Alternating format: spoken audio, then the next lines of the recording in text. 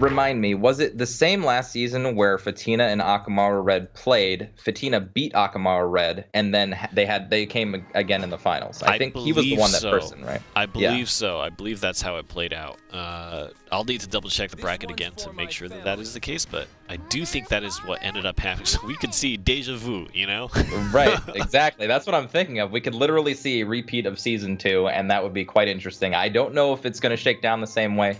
But he's got to get past OnionSheep first, so let's see how this happens. So, Mofu, we've talked infinite, right? An infinite amount about Shadow vs. Dragon. Is there, like, any other piece of technology, thoughts that you've heard from the grapevine, your Twitter, whatever, about people talking about this matchup in any different context than we've already covered? Not really, but there are sometimes these, like, miniature difference in archetypes that I think can matter a bit. Whereas sometimes if we break it down to like how well does Genesis Dragon, or I don't know, Queen of the Dread Sea, Genesis Dragon sort of combo work against Shadow, it doesn't always. It's very easy to clear the remnants of what is held up. It's very easy to put wards down past that kind of point where you can play Thanes. But when Dragon is playing a much more grindy strategy, like with Sahaquil and a massive neutral package, I think that's when this deck just completely has the power to outshine Shadow. Just because it can deal with a lot of threats, it can deal with the board in a way that leaves the Dragon player at very, very high defense. That's way too tough to break down with Iktar or otherwise. This is probably, in my opinion, it could easily be easier for Akamarured to navigate the matchup than OnionSheep navigating this one. Right. I think that makes a lot of sense. Like, we're basically going to see a back-to-back, depending on how the match plays out, the different styles of Dragon versus Shadow. So the Shadows are pretty much going to be similar, you know, minus a card or two. The Dragon deck's very different, though. Of course, OnionSheep going for the combo route, and Akamarured going for the just Sahaquil ramp control package. I think the combo route is specifically better against everything that's not Shadow. I think that it's really good against OTK Force. I think it's really good in the mirror because you can just win faster. You don't have to play this long, drawn-out game. It's good against aggro decks, a little bit better as well because it can just win the game faster in general. But I think the Sahaquil package is better for these, you know, long, grindy mid-range games. I think it's way better against Shadow because you just have so much life gain. You have so many board clears and access to doing it very early. So, yeah, I don't know. This is going to be interesting to see which Dragon deck versus which Shadow deck is going to be superior in this match. And off to a pretty... a relatively humble start on this one, I think. But I mean, to even just develop a tiny bit further, I wanted to mention that in OnionSheep's list, how he deals with Shadow, he has Breath of the Salamander, and then he has Bahamut. That's it.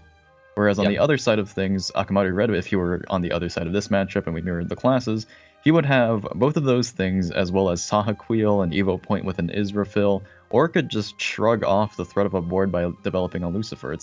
He even runs Grimnir's actually in his side, where we won't see that in OnionSheep's. So there's Akamarured being that one player who finally listened to me and put Grimnir's back in his Dragon deck. You know, appreciation, Akamarured. With all that said, I expect us to see a completely different approach in Akamarured's like attempt to play the other side of this, as opposed to like OnionSheep, who I think really needs to have the first foot forward. And just kind of have Akamarured on the back foot the entire game.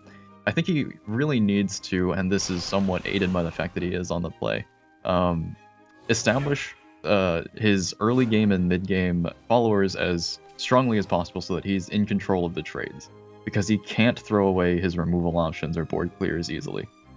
Right. Like these Breath of the Salamanders can't just be used like, say, this turn with a Dragon Oracle, because he wouldn't then have the board clear for a following turn because he doesn't really have any other way to board clear. Right. No.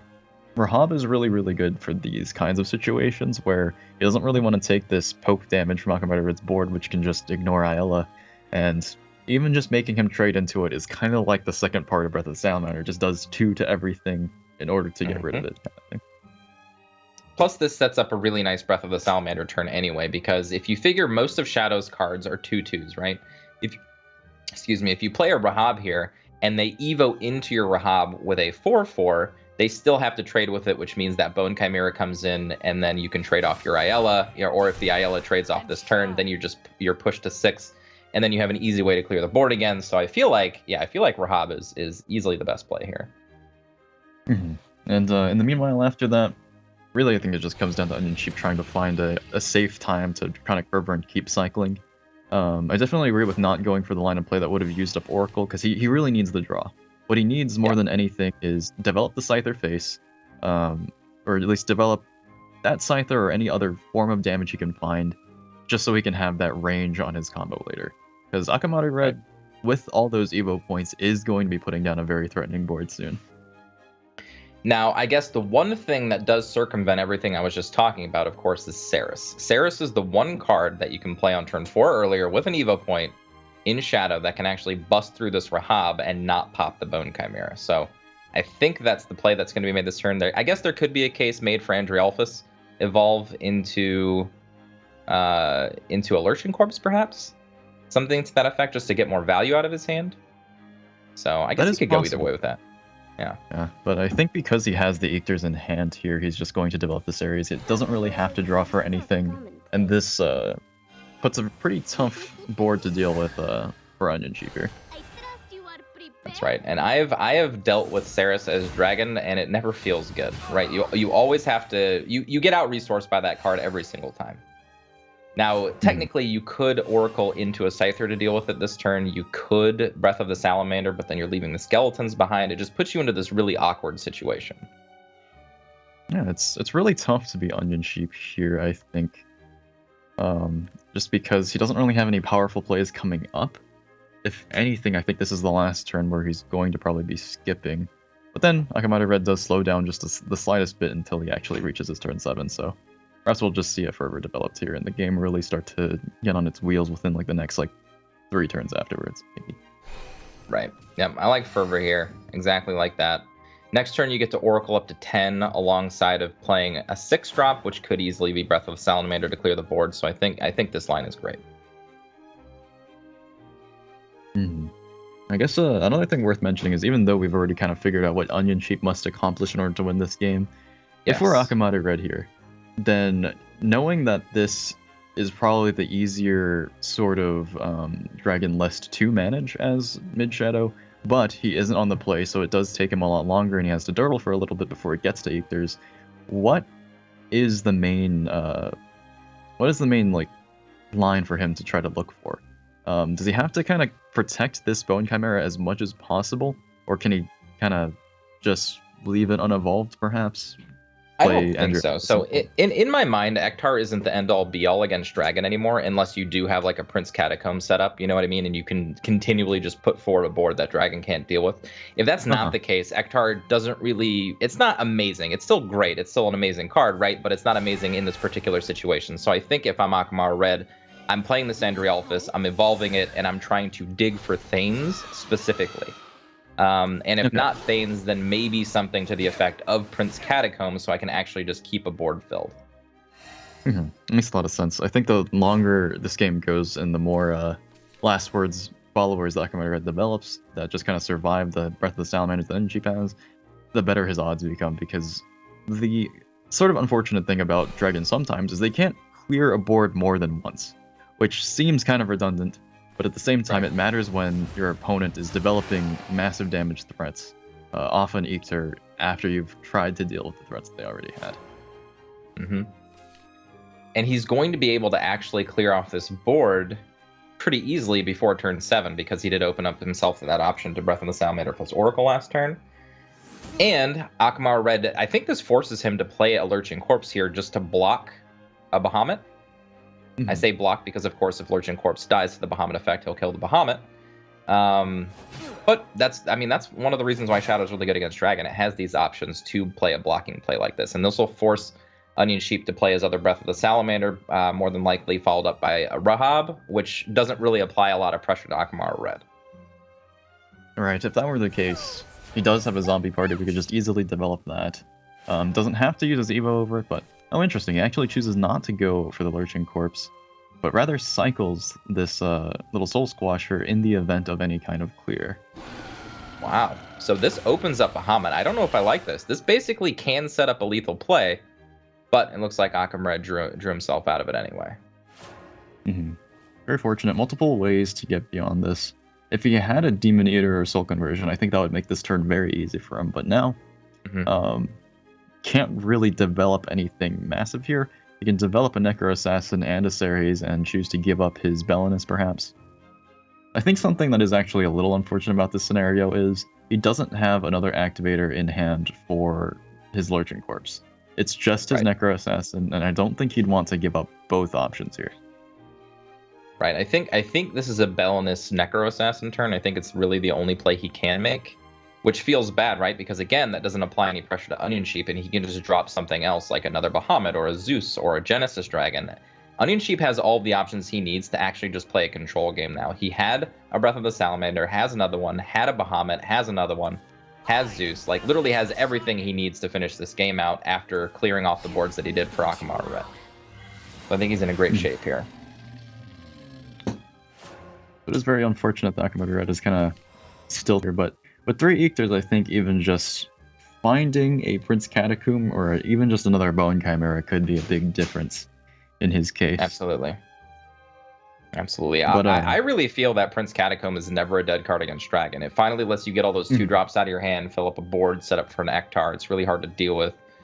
I think it's one of the most perfect cards against Dragon. Mm-hmm. But with OnionSheep not finding his Dreadsea yet, do you think he just needs to take a different route to try to close out the game soon? Because it is still worth mentioning he's almost at half his regular defense. So the development of a single board anytime soon that he can't deal with would spell the end of the game for him. I think because this is not an Ektar turn, like Ektar is not going to provide lethal for my opponent this turn. This turn I play Genesis Dragon and I swing face. That's my play this turn. If it's not my play, then it's Bahamut. Those are like the only 2 lines I'm considering. Playing like this essentially is giving Shadow more time to build up against you, which I don't really like. Right. And this is the expenditure of his first Evo point, just to get a very small clear here.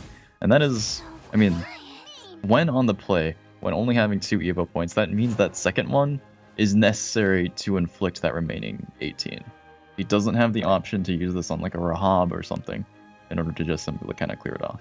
But it could also just be him abandoning the concept of going for the Dreadsea win. Maybe he's just never going to find it, and he has a lot of damage and threats in hand already. Yeah, I honestly don't even mind him forgoing anything Queen of the Dreadsea related here. This is an end game Dragon hand. You can just play your threats, end the game, that kind of thing. I don't like, so this is just personal opinion. This is not a bad play by OnionSheep. He set up a board to essentially just say, hey, if you have another setup turn, I'm going to wipe it clean, and then I'm going to play my threat. I feel like a turn like this is basically saying, I'm going to give tempo back to you, Akamarured, and see what you do. It's not my style. I would have rather played something big there and just try to go in, especially after seeing a Necro Assassin used on a Belinus just to kill my Bahamut. I'd be like, you really don't have anything else that can kill something big, unless you use up one of your Ektars and Evo into it, which I'm completely fine with.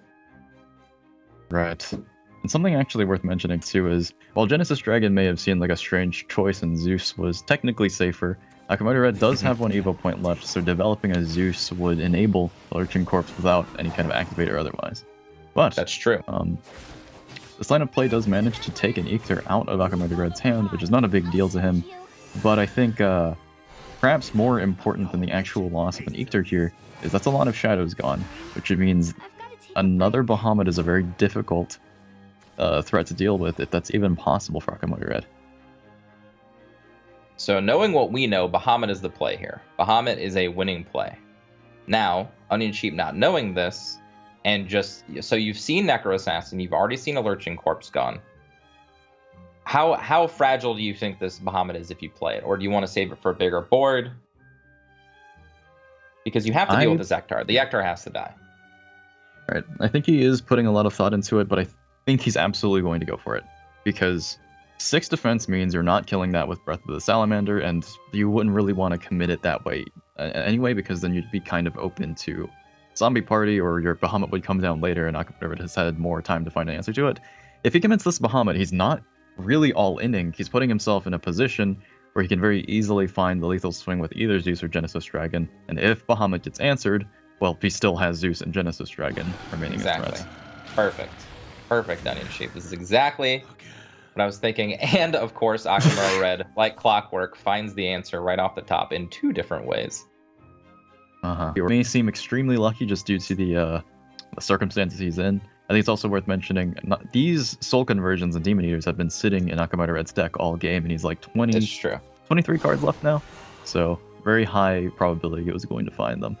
But as I mentioned, though this Bahamut is being answered up pretty cleanly, that doesn't at all put OnionSheep out of the game. Right. I mean, this basically, when you say answer my Bahamut, it really says I can't really do much else this turn. I can develop maybe a few small threats, but I can't do anything crazy. And no Evo points remaining means that it's a little bit tougher for him to develop this Prince Catacomb. If he just goes for it now, then he wouldn't really be setting up an Ether Lethal, but finds a Tyrant that could matter much later, as he has used up a lot of his shadows to develop these Ethers. Okay, there's a Queen of the Dreadsea, but like you said, no chip damage has been dealt yet, so there's even if with an Ariat drawn off the top, there still needs to be damage dealt. And Ceres makes this really hard because, like, say you want to do something like Zeus Face, Ceres will basically just heal you up if there is another answer to this Zeus. Ooh. I like it. This is a feisty play. We've seen it happen before. OnionSheep is not afraid to discard his hand to play his dragon cards, so...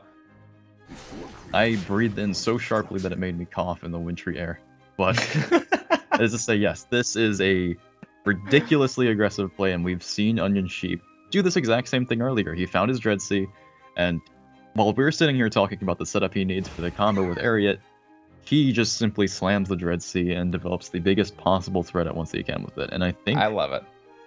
Yeah, that could more or less be it. He's already evaluated... Well, doesn't go all face, but this already trades in for a lot of damage. How does mid-shadow... I think if you make that play, I think you go face with the Zeus and Evo. Maybe you don't want to Evo to take away Soul Squasher, so forget Evoing there. Never mind. OnionSheep's on top of it. Alright, sorry, go ahead.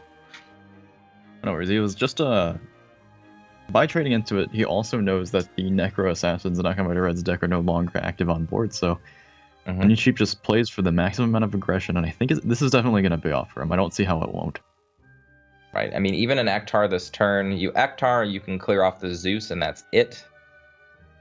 Let's see, actually, yeah, he's got 1 zombie party in hand, so like 1 zombie plus a zombie party would kill off the Zeus, but then the leftover 4/2, not enough damage to kill anything else, and that anything else is already 14 damage in play. And Akamarured recognizing this, going to throw in as much as he possibly can. I think this helps clear him off of the threat of the Dreadsea as well, right? Oh, that's true. So yeah, I miscounted the fact that he could play things before the Aktar as well. Absolutely. I never remember that either. it's something I'm noticing about Shadow as a class also is how much it can develop value out of even its... Ooh. Wow. That's not lethal though. Wait, yes it is. That's game. It won't be long now. That's so perfect. That is actually crazy. Picture perfect. The picture perfect draw he could have gotten, yes. So this actually goes back to my whole thought of jamming the Zeus face and evoing something else into the Ceres, like the Queen of the Dreadsea. Because if you don't get that damage in, then you don't have a lethal setup if they can kill 2 of your followers, which Akamarured did. But OnionSheep, being the champion that he is, top decked exactly what he needed to do. And that's pretty rough. Though I think Akamarured has a perfectly decent chance, as I had been mentioning before, of having the upper hand with his dragon list coming into these next 2 games, if there are 2.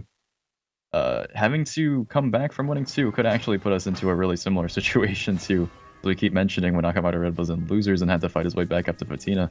That's actually happening again. I don't know what to say.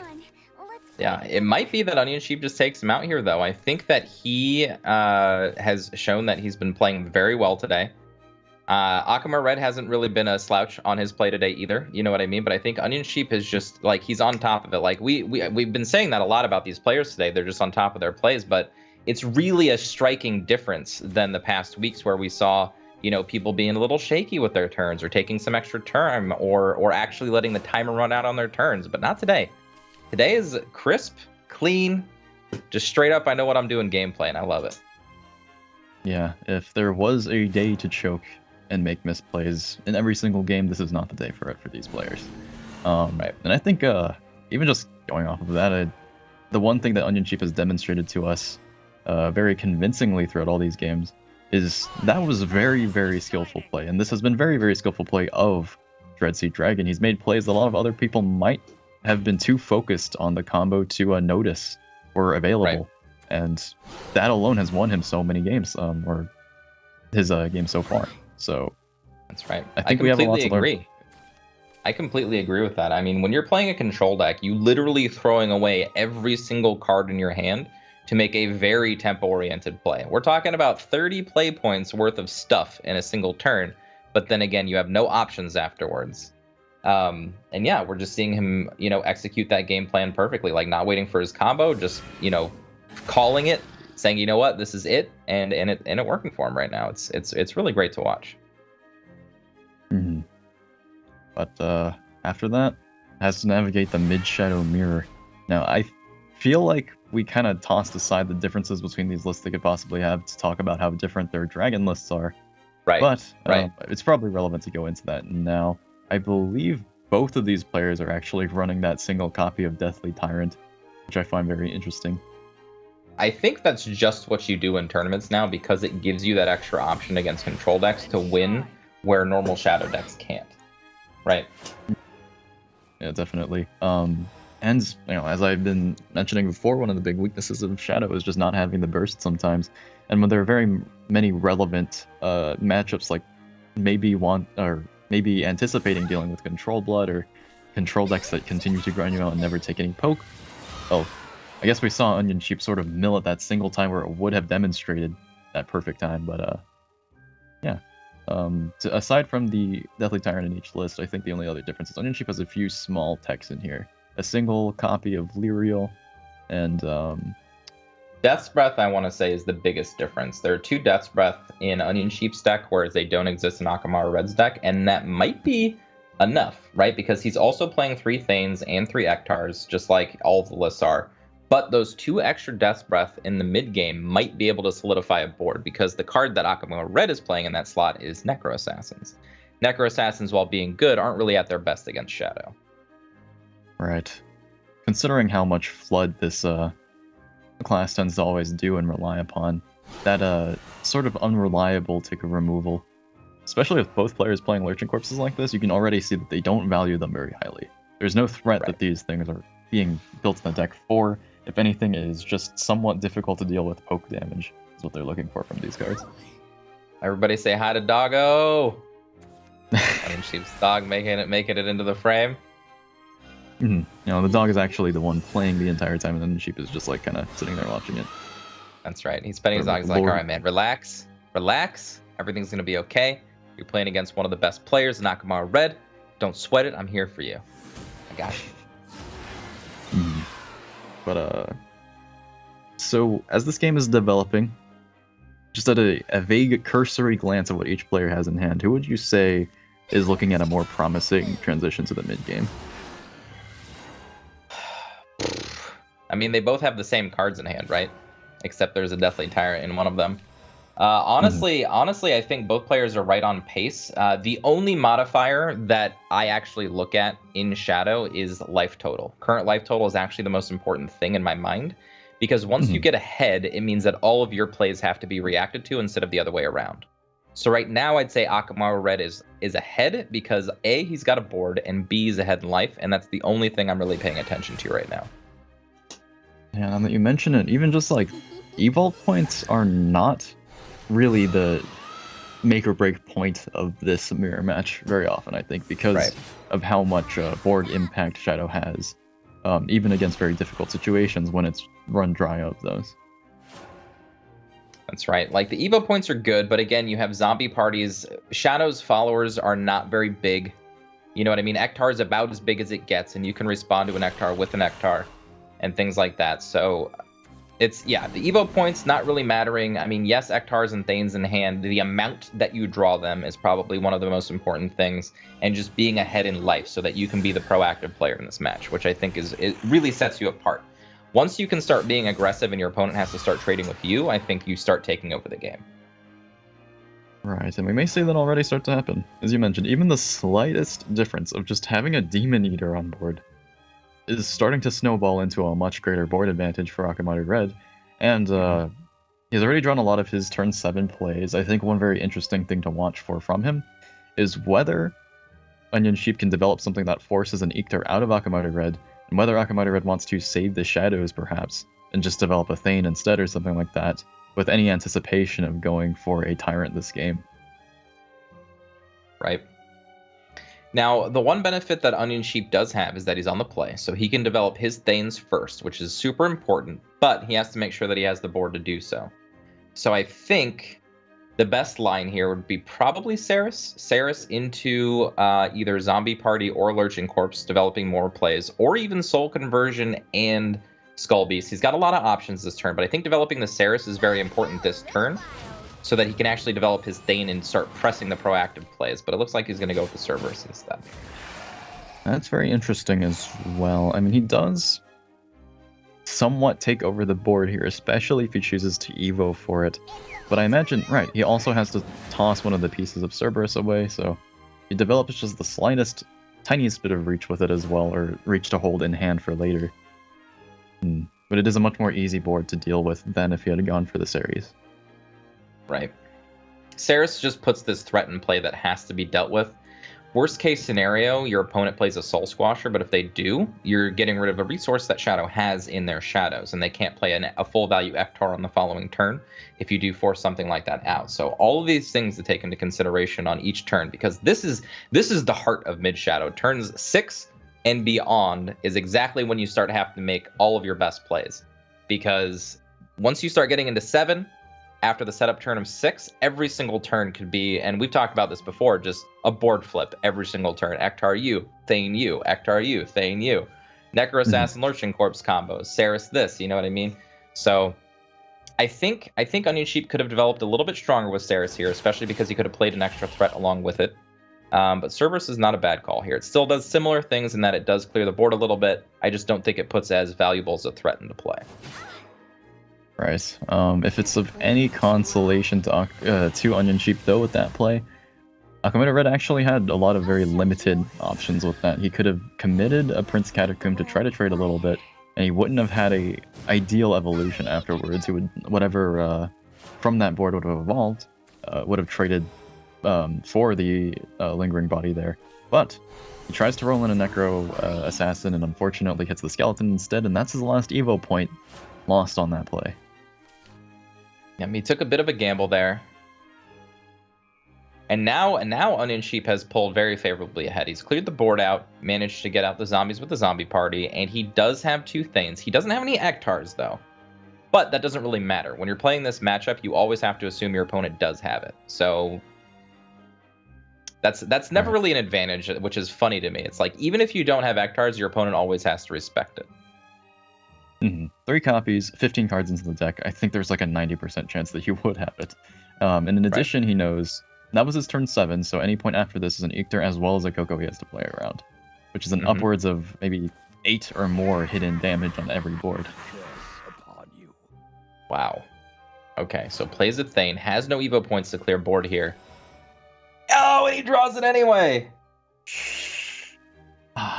So that is 4, 6, 8 from a single, and 4 from the others. That's not lethal, but that is a massive threat.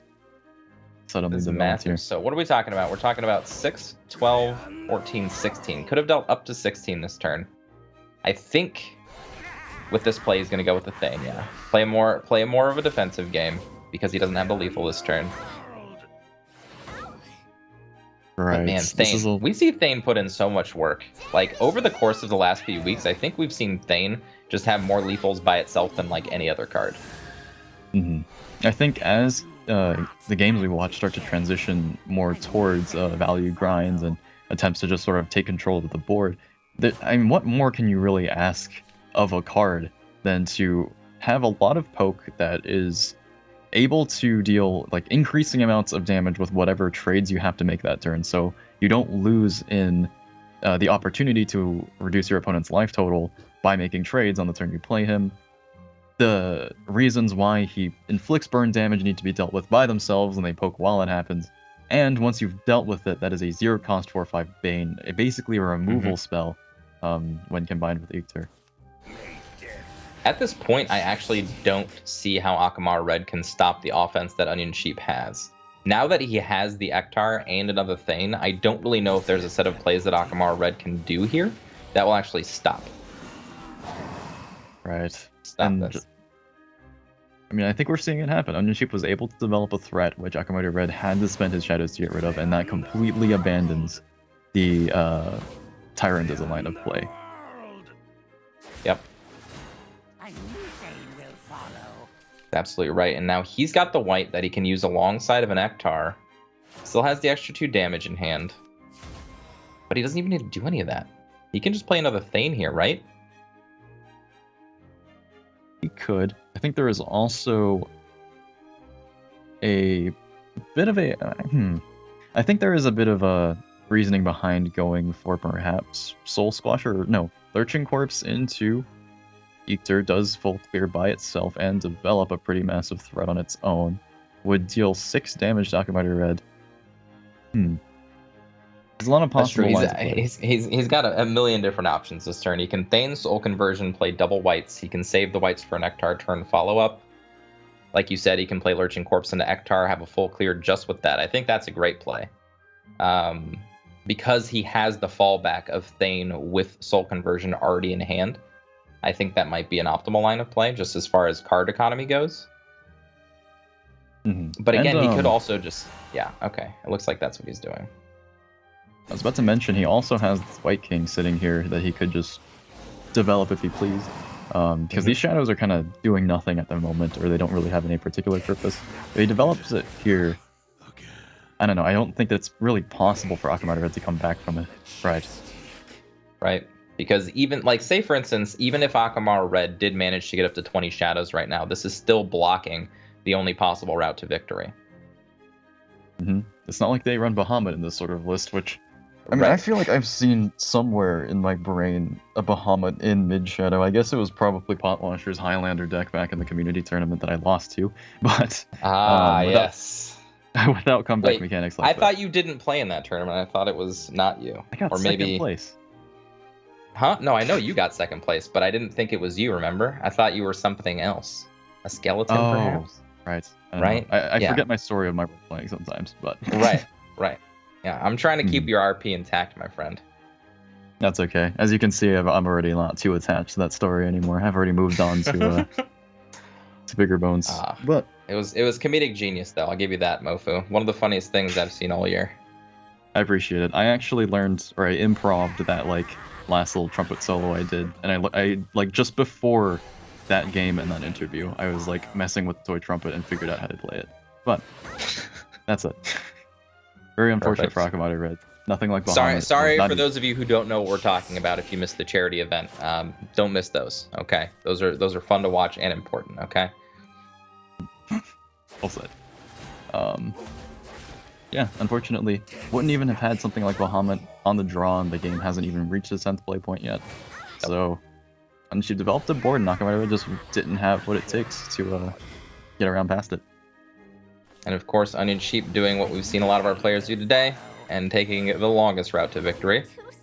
OnionSheep elated with that win, beating Akamarured, sending him to the loser's bracket.